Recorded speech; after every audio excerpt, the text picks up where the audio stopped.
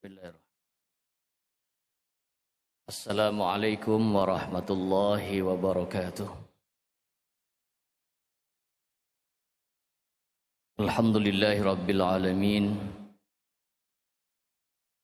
Wassalatu wassalamu ala ashrafil anbiya'i wal mursalin. Sayyidina wa maulana Muhammadin wa ala alihi wa ashabihi wa ajbaihi ajma'in. Qala ta'ala bismillahirrahmanirrahim. Ya ayyuhalladzina amanu kutiba alaikumus siyam kama kutiba alal ladzina min qablikum la'allakum tattaqun. Al-ayah. Puji syukur kehadirat Allah Subhanahu wa taala. Pagi ini kita panjatkan kepada Allah. Alhamdulillah atas berkat rahmat, taufik, hidayah serta inayah yang Allah berikan kepada kita semua, sehingga pada pagi hari ini kita dapat melaksanakan ibadah salat subuh di Masjid Istiqlal, sekaligus berlanjut dengan kegiatan tausiah pagi hari ini. Mudah-mudahan ada keberkahan dan manfaat untuk kita semua. Amin ya rabbal alamin. Salawat dan salam tidak terlupa kita sanjungkan kepada junjungan baginda Nabi besar kita Muhammad sallallahu alaihi wasallam, kepada segenap keluarganya, sahabat dan para pengikutnya, dan salawat salam juga mudah-mudahan tercurahkan kepada kita selaku umatnya yang taat, umatnya yang patuh, umatnya yang cinta terhadap ajaran dan agamanya. Mudah-mudahan kita mendapatkan syafaat minad dunya ilal akhirah. Amin ya rabbal alamin. Hadirin jamaah yang dimuliakan oleh Allah, pagi ini tema kita adalah tujuan ibadah puasa. Ada bulan-bulan yang dimuliakan oleh Allah, salah satunya adalah bulan suci Ramadan ini. Sebelum Ramadan ada bulan Sya'ban, dan sebelum Sya'ban ada bulan Rajab. Bulan Rajab menjadi mulia bukan karena bulannya, tetapi karena peristiwa yang terjadi di bulan itu. Di bulan Rajab ada sebuah peristiwa besar, yaitu diperjalankannya seorang hamba Allah dari Masjidil Haram ke Masjidil Aqsa yang ada di Palestina, naik sampai ke Sidratil Muntaha dan mendapatkan perintah salat 5 waktu. Bulan Rajab menjadi mulia karena ada peristiwa yang besar di bulan itu. Begitupun dengan bulan Sya'ban. Bulan Sya'ban menjadi mulia karena ada peristiwa besar juga di bulan Sya'ban. Yang pertama, di bulan Sya'ban ada sebuah peristiwa di mana peristiwa ini disebut dengan peristiwa pemindahan kiblat. Dulu Rasulullah Muhammad SAW ketika sholat belum menghadap ke arah Ka'bah, belum menghadap ke arah Masjidil Haram yang ada di Mekah Al-Mukarramah. Tetapi beliau sholat menghadap ke arah Baitul Maqdis, atau yang disebut dengan Masjid Al-Aqsa, yang disebutkan di dalam Al-Quran, yaitu masjid yang jauh. Lalu Rasulullah Muhammad bermohon kepada Allah Subhanahu wa taala agar kiblatnya dipindah. Karena Rasul dibuli. Rasul dibuli, dikatain. Muhammad dianggap membawa ajaran baru tetapi tidak punya kiblat. Lalu Rasul berdoa, bermohon kepada Allah, dan Allah kabulkan doa Rasulullah Muhammad. Itu terjadi di bulan Sya'ban, sebagaimana diabadikan di dalam Al-Quran, qad nara taqalluba wajhika fis sama falanwalliyannaka qiblatan tardaha fawalli wajhaka syatral masjidil haram. Allah perintahkan kepada Rasulullah Muhammad, Allah melihat. Rasulullah Muhammad hadirin kalau berdoa minta kepada Allah, ini digambarkan di dalam Al-Quran, ketika Rasul berdoa itu wajahnya diangkat ke atas langit, dibolak-balikan. Qad nara taqalluba. Taqallub itu dibolak-balikan. Wajah Rasulullah Muhammad yang mulia dibolak-balikan ke atas langit. Sungguh-sungguh meminta kepada Allah Subhanahu wa taala. Ini contoh untuk kita. Rasul saja sekelas Rasulullah Muhammad, manusia pilihan Allah, ketika meminta bermohon kepada Allah, sungguh-sungguh mintanya. Terkadang kita kalau minta nggak yakin, maka kalau doa-doa kita jarang dikabul, pantas. Karena kita tidak yakin akan doa-doa yang kita panjatkan kepada Allah. Padahal setiap doa-doa yang kita panjatkan itu pasti dikabulkan oleh Allah Subhanahu wa taala. Bermohon hal sesuatu yang masuk akal ataupun yang tidak masuk akal, niscaya seluruh doa-doa kita pasti dikabulkan oleh Allah Subhanahu wa taala. Rasulullah Muhammad wajahnya diangkat ke atas langit bermohon kepada Allah agar diberikan kiblat yang baru. Di bulan Sya'ban Allah perintahkan fawalli wajhaka syatral masjidil haram. Ya Muhammad, pindahkan arah kiblatmu dari Masjidil Aqsa yang ada di Palestina. Hadirin, saya sudah diberikan kesempatan oleh Allah datang ke Palestina. Saya bertanya, mana ini dulu yang menjadi kiblat? Ternyata ada sebuah batu disebut dengan Masjid Kibli, berarti masjid kiblat pertama. Itu di atasnya dulu ditaruh, zaman Bani Israel ditaruh sebuah tabut. Tabut itu kayu yang terbuat sebuah kotak yang terbuat dari kayu akasia yang dilapisi dengan emas. Di dalamnya ada Taurat yang asli dan ada tongkatnya Nabi Musa. Ketika mereka sholat menyembah kepada Allah, kelompok Bani Israel ini, mereka kiblatnya portable, mereka kiblatnya masih berpindah-pindah, ya. Jadi kalau mereka datang ke sebuah tempat itu kiblatnya harus dibawa. Ketika mendapatkan waktunya sholat tiba, maka dia harus sholat dan kiblatnya itu harus tepat di depannya. Tapi umat baginda Rasulullah Muhammad SAW tidak demikian. Masjid Kibli ini yang disebut dengan kiblat pertama umat Islam, lalu dipindahkan arahnya dari Masjidil Aqsa dipindahkan ke arah Masjidil Haram hingga saat ini. Ketika pemindahan kiblat inilah ribut, dianggap Muhammad tidak konsisten. Muhammad kok kiblatnya pindah-pindah. Lalu Allah katakan di dalam Al-Quran, sayaqulus sufaha'u minan nasi ma wallahum an qiblatihim allati kanu 'alaiha qulillahil masyriq wal maghrib.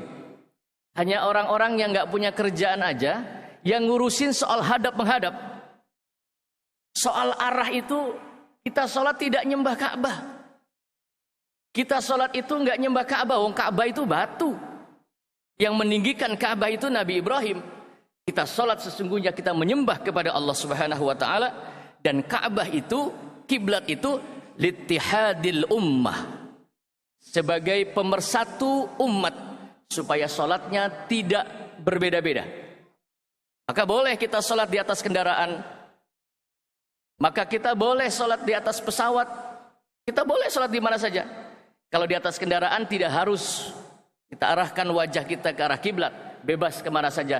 Qulillahil masyriq wal maghrib, sesungguhnya timur dan barat itu seluruhnya milik Allah Subhanahu wa taala. Hadirin yang dimuliakan oleh Allah, lalu apa kemuliaan bulan Ramadan ini? Sehingga nanti di ujungnya kita tahu apa tujuan kita berpuasa. Bulan Ramadan ini menjadi mulia dan kita diwajibkan untuk melakukan ibadah puasa selama 1 bulan penuh.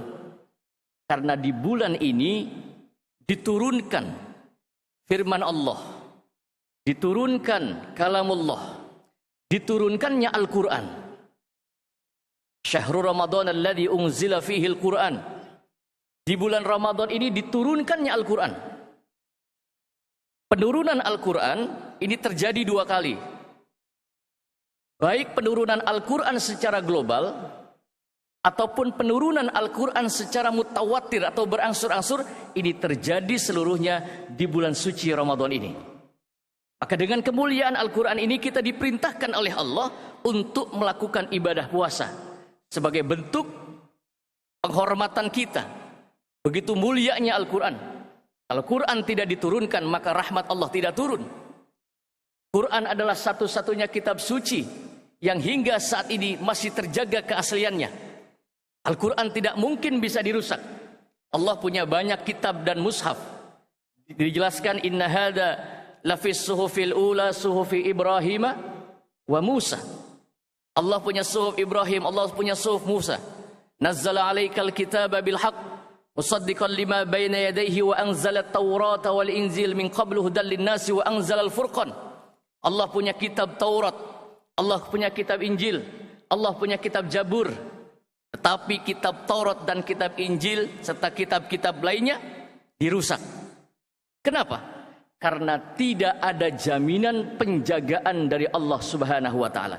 Tapi Al-Qur'an dijaga langsung oleh Allah Subhanahu wa taala dan hingga saat ini tidak mungkin bisa dan ada yang mampu untuk merusak Al-Qur'an. Bagaimana firman Allah, inna nahnu nazzalna dzikra wa inna lahu lahafizun. Kami yang menurunkan Al-Quran. Bahasa kami berbeda dengan saya. Hadirin, nanti waktu kita nggak cukup. Al-Quran itu diturunkan di bulan suci Ramadan. Ada periode pertama penurunan Al-Quran. Sebelum Al-Quran disampaikan kepada baginda Rasulullah Muhammad, Al-Quran itu disimpan di sebuah tempat yang disebut dengan Lauhun Mahfuz. Sebagaimana firman Allah, bal huwa Qur'anun majidun fi lauhim mahfuz. Lauh mahfuz itu tempat penyimpanan. Kitab Al-Quran disimpan di lauh mahfuz, termasuk qada dan takdir manusia. Qada kita ini sejak zaman ajali sudah disimpan oleh Allah. Qada itu catatan Allah sejak zaman ajali, dan takdir itu adalah pengaplikasian daripada qada. Sudah ditulis takdir kita, sudah ditulis qada kita, dan takdir itu adalah kenyataan di dalam hidup kita, disebut dengan takdir. Takdir itu bisa dirubah. Ada namanya takdir ikhtiari. Bisa kita merubah takdir, dan satu-satunya yang mampu merubah takdir kita adalah dengan doa. Doa senjata kita. Doa kita bermohon kepada Allah Subhanahu wa taala, maka mampu merubah di dalam kehidupan kita. Hadirin yang dimuliakan oleh Allah Subhanahu wa taala. Al-Quran disimpan oleh Allah di dalam Lauhun Mahfuz. Dari Lauhun Mahfuz Allah perintahkan malaikat Jibril untuk menurunkan Al-Quran. Diturunkan Al-Quran secara global. Global itu berarti secara keseluruhan. Kadang-kadang kita ditanya sama anak kita, ayah, kenapa Al-Quran itu yang turun kepada Rasulullah Muhammad bunyinya Iqra bismi rabbikal ladzi khalaq, tetapi Al-Quran yang kita baca sekarang bukan diawali dengan Iqra, tetapi justru diawali dengan surah Al-Fatihah. Ini kalau kita orang tua nggak paham ini, nggak ngerti ini, orang tua bingung nanti. Al-Quran diturunkan hadirin secara global dari Lauhun Mahfuz ila sama'id dunya, ke langit dunia. Dijelaskan oleh para ulama, ketika penurunan Al-Quran yang dibawa oleh malaikat Jibril diturunkan dari Lauh Mahfuz ke langit dunia, ini yang lain dipingsankan semua, kecuali malaikat Jibril yang diizinkan oleh Allah membawa Al-Quran, diturunkan Al-Quran dari Lauhun Mahfuz ke langit dunia, ila sama'id dunya. Langit dunia itu bukan yang kelihatan warnanya biru di atas kita. Itu namanya batas pandangan mata kita. Jauh di sana. Ditaruh, disimpan di Baitul Izzah namanya, di langit dunia. Secara lengkap, keseluruhan, global. Turunkan, disimpan di Baitul Izzah. Lalu Rasulullah Muhammad SAW dilahirkan. Rasulullah Muhammad dilahirkan dari seorang ibu bernama Aminah, dari ayah bernama Abdullah Abdullah punya ayah namanya Abdul Muttalib atau nama aslinya Syaibah. Syaibah punya ayah namanya Hashim. Hashim punya istri di Madinah namanya Salma. Hashim punya ayah namanya Abdi Manaf. Abdi Manaf punya ayah namanya Qusay. Qusay punya ayah namanya Lu'ay. Punya ayah namanya Kilab. Punya ayah namanya Ghalib. Punya ayah namanya Fihr, jadi raja. Punya ayah namanya Nizar. Punya ayah namanya Kinanah. Punya ayah namanya Ilyas. Punya ayah namanya Ma'adi. Punya ayah namanya Adnan. Punya ayah namanya Ismail. Punya ayah namanya Ibrahim alaihissalam. Rasulullah Muhammad adalah cucu Nabiullah Ibrahim alaihissalam. Maka mengapa Rasulullah Muhammad harus diisrakan oleh Allah minal masjidil haram ilal masjid aqsa? Fungsi Isra itu adalah yang pertama Rasulullah Muhammad diperlihatkan kiblat yang pertama.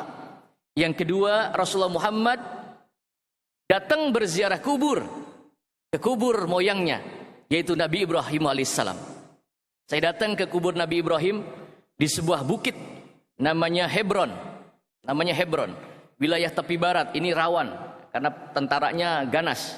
Saya masuk ke masjid namanya Masjid Al-Khalil.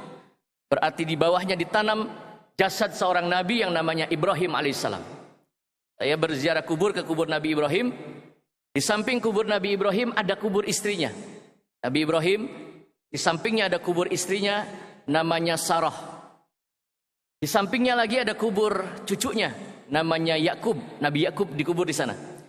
Di sampingnya ada kubur lagi buyutnya berarti, yaitu Nabi Yusuf alaihissalam. Dan di dekat pengimaman itu kuburannya di bawah masjid ada putra Nabi Ibrahim dari Siti Sarah namanya Nabi Ishak alaihissalam.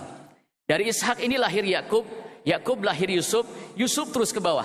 Ini yang disebut dengan Nabi Bani Israel. Istri pertama Nabi Ibrahim. Istri yang kedua namanya Hajar. Hajar punya anak Nabi Ismail alaihissalam. Dan anak keturunan Nabi Ismail tidak ada yang jadi nabi kecuali Nabi akhir zaman, Nabi besar kita Muhammad sallallahu alaihi wasallam. Itu pun berkat doanya Nabi Ibrahim. Itu berkat doanya orang tua. Maka kita tidak akan menjadi manusia mulia tanpa kita memuliakan jasa orang tua.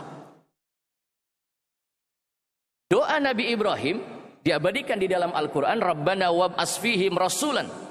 Ya Tuhanku, nanti lahirkan di samping Ka'bah ini, di samping rumahmu yang mulia ini, rasulan, satu orang rasul saja. Doa Nabi Ibrahim sekitar 2000 tahun atau 3000 tahun kemudian baru dikabulkan oleh Allah Subhanahu wa taala. Satu-satunya nabi yang dilahirkan di Mekah Al-Mukarramah, tidak ada nabi yang lain, tidak ada rasul yang lain kecuali nabi besar kita Muhammad sallallahu alaihi wasallam. Hadirin yang dimuliakan oleh Allah Subhanahu wa taala, lalu Rasulullah Muhammad dilahirkan dalam keadaan yatim. Dalam keadaan yatim, ayahnya meninggal dunia, diasuh oleh ibunya. Ibunya pun meninggal dunia, diasuh oleh kakeknya. Kakeknya pun meninggal dunia. Maka siapa orang yang cinta terhadap anak yatim, kata Nabi, nanti berjumpa dengan aku di surga, duduk bersamaku bagaikan dua jari yang tidak ada pemisah. Tapi kita terkadang melihat anak yatim itu benci. Karena Nabi Isa pernah berjalan dan berjumpa dengan iblis. Iblis itu tangannya disimpan di belakang, Pak. Ketika bertemu dengan Nabi Isa, iblis tangannya disimpan di belakang. Nabi Isa bertanya, wahai iblis, apa yang kau bawa? Iblis menjawab, kau mau tahu ini apa yang aku bawa? Iya, apa yang kau bawa? Iblis menjawab, yang sebelah kananku ini, aku membawa debu kotoran. Untuk apa? Kata Nabi Isa, kau bawa debu dan kotoran. Agar aku lemparkan ke muka, ke wajah anak-anak yatim, agar orang benci terhadap anak-anak yatim. Agar orang gak suka sama anak-anak yatim. Bahkan banyak orang yang tega makan duit, makan hartanya anak-anak yatim. Lalu yang sebelah kirimu apa, wahai iblis? Yang sebelah kiri, kata iblis, aku membawa madu. Untuk apa madu itu kau bawa? Madu ini aku bawa agar aku tempelkan ke bibir orang-orang yang ghibah, orang-orang yang sedang rasan-rasan bahasa Jawa ya, sedang ghibah, ngomongin orang, ghibah, gunjing orang, hal-hal yang belum jelas diomong. itu semakin menghibah. Terutama ibu-ibu yang suka menghibah, awas nih, dosanya Masya Allah luar biasa. Bahaya. Ghibah itu semakin diomong, semakin disampaikan, maka semakin manis karena bibirnya diolesi madu oleh iblis. Hadirin yang dimuliakan oleh Allah Subhanahu wa taala, Rasulullah Muhammad ayahnya wafat, ibunya wafat, kakeknya wafat. Muncul pertanyaan, mengapa orang-orang yang ada di sekeliling Rasulullah Muhammad diwafatkan semua? Ya lahir ayahnya udah nggak ada. Diasuh ibunya meninggal. Diasuh kakeknya 8 tahun, usia 8 tahun kakeknya meninggal juga. Bahkan sampai Abdul Muttalib meninggal dunia. Bahkan punya istri Khadijahnya pun meninggal dunia juga. Sehingga Rasulullah Muhammad diisrakan. Mengapa orang-orang yang ada di sekeliling Rasulullah Muhammad sallallahu alaihi wasallam ini diwafatkan oleh Allah? Allah punya maksud agar akhlak Rasulullah Muhammad tidak terkontaminasi oleh akhlak lingkungannya. Agar akhlak Rasulullah Muhammad tidak terkontaminasi, tidak bisa terkontaminasi dengan akhlak sekitarnya. Agar Allah punya mau yang mendidik akhlak langsung adalah Allah Subhanahu wa taala, sebagaimana sabda Nabi, "Addabani Rabbi fa ahsana ta'dibi." Addabani Rabbi, telah mendidik akhlak kepadaku. Siapa? Rabbi, Tuhanku. Fa ahsana ta'dibi, maka aku adalah manusia yang terbaik akhlaknya. Hadirin, Rasulullah Muhammad disebut dengan Nabiyul Ummi. Alladzina yattabi'una rasulan Nabiyul Ummi. Rasulullah Muhammad itu cirinya, dan itu sudah disebutkan di dalam kitab-kitab terdahulu, bahwa nanti akan datang seorang nabi akhir zaman yang sifatnya ummi. Ummi ini bermakna bahwa nabi akhir zaman ini tidak bisa membaca dan tidak bisa menulis. Mengapa nabi kok nggak bisa baca? Nabi kok nggak bisa nulis? Ini cirinya. Kenapa Nabi Muhammad nggak bisa baca dan nggak bisa nulis? Karena nanti Rasulullah Muhammad akan diturunkan mukjizat terbesar, wahyu firman Allah, yaitu Al-Quran. Kalau Al-Quran turun kepada Rasulullah Muhammad, firman Allah turun kepada Rasulullah Muhammad, Rasulnya bisa membaca, Rasulnya bisa menulis, pasti dituduh bahwa Al-Quran bukan kalamullah, tapi Al-Quran ada campur tangan Muhammad. Segitu Al-Quran, segitu nabinya tidak bisa membaca dan tidak bisa menulis saja, ketika Al-Quran turun dituduh bahwa Al-Quran itu adalah sihirnya Muhammad. Hadirin yang dimuliakan oleh Allah, Rasulullah Muhammad menikah dengan Khadijah usia 40 tahun. Nanti kalau dibahas juga dengan Khadijah nanti waktunya nggak sampai. Kenapa Rasulullah Muhammad harus menikah dengan janda? Khadijah ini kan janda. Bahkan jandanya 2 kali. Bukan janda sekali, jandanya 2 kali. Pertama menikah dengan Abu Halah meninggal dunia. Kedua menikah dengan Atiku meninggal dunia. Lalu Khadijah bermimpi di dalam tidurnya melihat matahari yang masuk ke dalam rumahnya. Mataharinya terang benderang, cahayanya keluar, bahkan cahaya yang menerangi seluruh alam. Jadi cirinya istrinya para nabi itu bermimpi, kalau tidak melihat matahari, melihat rembulan, memangku matahari dan memangku rembulan. Itu ciri istrinya nabi. Kalau ciri istrinya ustadz nggak tahu mimpinya apa. Khadijah menikah dengan Rasulullah Muhammad usia 40 tahun. Karena janda, beda usianya itu sekitar 15 tahun Rasulullah Muhammad dengan Khadijah. Mengapa harus janda? Ini panjang lagi pembahasannya, kan jarang dikupas ini. Kenapa harus janda? Kok Nabi nggak menikah dengan gadis atau perawan saja? Apa nggak mampu? Bukan. Allah yang pilih Khadijah, janda kaya yang sayang kepada fakir miskin, yatim piatu. Mengapa harus dengan janda? Satu, karena janda lebih mengerti tentang keadaan Rasul. Yang kedua, agar Rasulullah Muhammad bisa berjuang. Kalau istri Rasulullah Muhammad bukan janda, istrinya gadis, istrinya perawan, ribut melulu, nggak bisa berjuang. Orang kalau kita sering-sering ke masjid aja, istri saya suka ngomel, masjid mulu. Kadang-kadang begitu kan. Mah kemana sih? Ke masjid lagi. Suami nggak diurusin. Kan gitu. Cemburu sama masjid. Ada kisah nyata di kampung saya di Kembangan itu. Ada seorang suami yang hatinya selalu ke masjid sehingga istrinya marah, minta cerai gara-gara suaminya ke masjid mulu.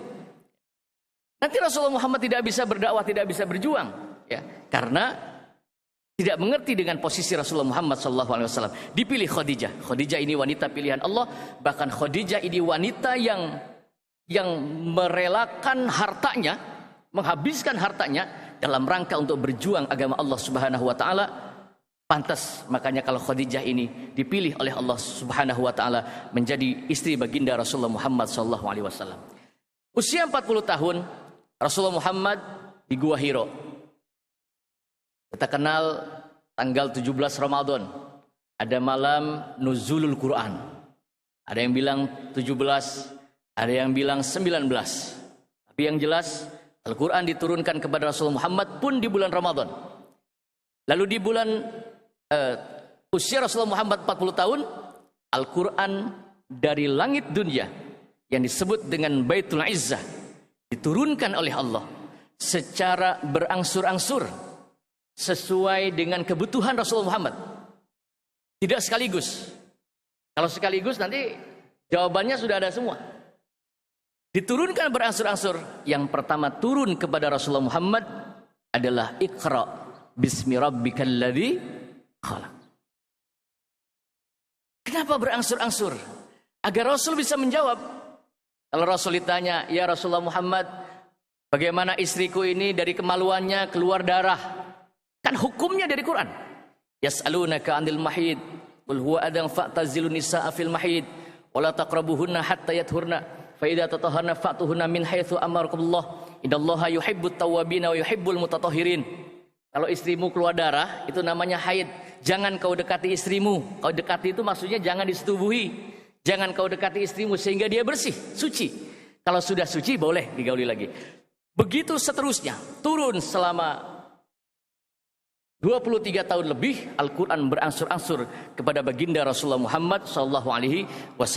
Penurunan Al-Quran dari Lauhun Mahfud ke Baitul Izzah ini disebut dengan malam Lailatul Qadar.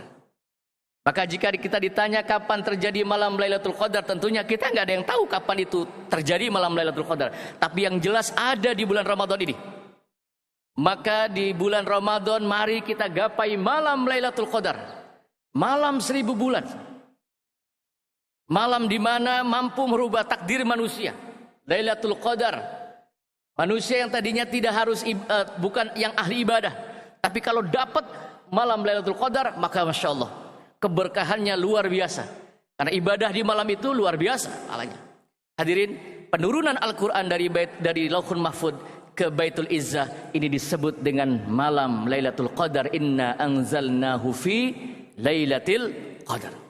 Dan malam penurunan Al-Quran dari Baitul Izzah kepada baginda Rasulullah Muhammad ini disebut dengan nuzulul Quran. Maka karena bulan Ramadan ini bulan diturunkannya Al-Quran. Tanpa Al-Quran buta kita. Al-Quran adalah tali penghubung kita dengan Allah. Al-Quran adalah kalamullah. Maka orang yang menjaga hafalan Qurannya, orang yang rajin membaca Quran, orang yang menjaga hafalan Qurannya disebut min ahlillah. Termasuk daripada keluarganya Allah. Bukan Allah punya keluarga. Termasuk keluarganya Allah. Berarti termasuk orang yang menjaga Al-Quran. Inna nahnu nazzalna dzikra. Kami. Kalau kami itu Allah melibatkan makhluk. Allah melibatkan para penghafal-penghafal Quran. Allah melibatkan para orang yang selalu istiqomah menghafal, membaca Al-Quran. Mereka adalah disebut dengan ahlullah. Keluarganya Allah Subhanahu wa ta'ala. Karena kemuliaan Al-Quran ini diturunkan di bulan suci Ramadan, maka Allah perintahkan kita untuk melakukan ibadah puasa dari waktu pagi sahur ya sampai dengan waktu berbuka puasa. Maka ini ditiru oleh Rasulullah Muhammad. Rasulullah Muhammad setiap hari Senin beliau berpuasa. Ditanya oleh sahabat, "Ya Rasulullah, mengapa engkau hari Senin berpuasa?" "Karena hari Senin aku dilahirkan. Hari Senin aku diangkat menjadi Rasul. Hari Senin nanti aku diwafatkan. Maka dengan aku berpuasa di hari Senin, berarti aku memuliakan hari lahirku. Maka Rasul memuliakan hari kelahirannya dengan melakukan ibadah puasa. Beda sama orang di Jakarta. Kalau memuliakan, merayakan hari lahirnya, bukan puasa, malah makan-makan. Rasulullah Muhammad berpuasa karena merayakan hari lahirnya, ya, menghormati hari lahirnya. Rasulullah Muhammad berpuasa. Para nabi-nabi sebelumnya berpuasa, termasuk Nabi Musa berpuasa, Nabi Daud berpuasa. Nabi Musa berpuasa juga pada tanggal 10 Muharram. Karena Nabi Musa berpuasa karena ada sebuah peristiwa besar di tanggal 10 Muharram, yaitu penyelamatan Nabi Musa alaihissalam dari kejaran Fir'aun. Maka orang yang berpuasa baik di bulan Ramadan ini ataupun di sunnah-sunnah puasa sunnah, maka dia adalah orang yang memuliakan sesuatu yang terjadi di bulan itu. Maka siapa yang memuliakan sesuatu yang mulia, Al-Quran itu mulia, maka dia hidupnya niscaya insya Allah akan dimuliakan oleh Allah yang maha mulia. Mudah-mudahan yang singkat ini manfaat. Allah jadikan mudah-mudahan keluarga kita sebagai keluarga yang ahli membaca Al-Quran. Kalaupun kita belum bisa membaca Al-Quran, terkadang kita dulu nggak sempat belajar baca Quran, paling tidak anak-anak kita ajarkan mereka, didik mereka agar bisa membaca Al-Quran. Karena orang tua selamat, orang tua bahagia jika punya anak, anaknya pada bisa membaca Al-Quran. Orang tua bahagia, orang tua kita tersenyum walaupun orang tua kita sudah meninggal dunia. Karena yang meninggal hanya jasad dunianya saja. Sesungguhnya ketika seseorang meninggal dunia, yang meninggal hanya jasad dunianya saja, tetapi rohnya tidak mati, rohnya tetap hidup dan diberikan jasad yang baru oleh Allah Subhanahu wa taala, jasad yang tidak memerlukan ruang dan waktu. Orang tua bahagia, orang tua senang ketika anak cucunya, keturunannya pada menjadi orang-orang yang soleh, apalagi menjadi ahli Quran, apalagi anaknya sampai hafal Al-Quran, maka insya Allah orang tuanya pun akan mendapatkan kemuliaan daripada anak-anaknya yang pandai membaca Al-Quran. Mudah-mudahan yang singkat ini manfaat. Mohon maaf atas segala kekurangan. Wallahul muwafiq ila aqwamit thoriq. Assalamualaikum warahmatullahi wabarakatuh.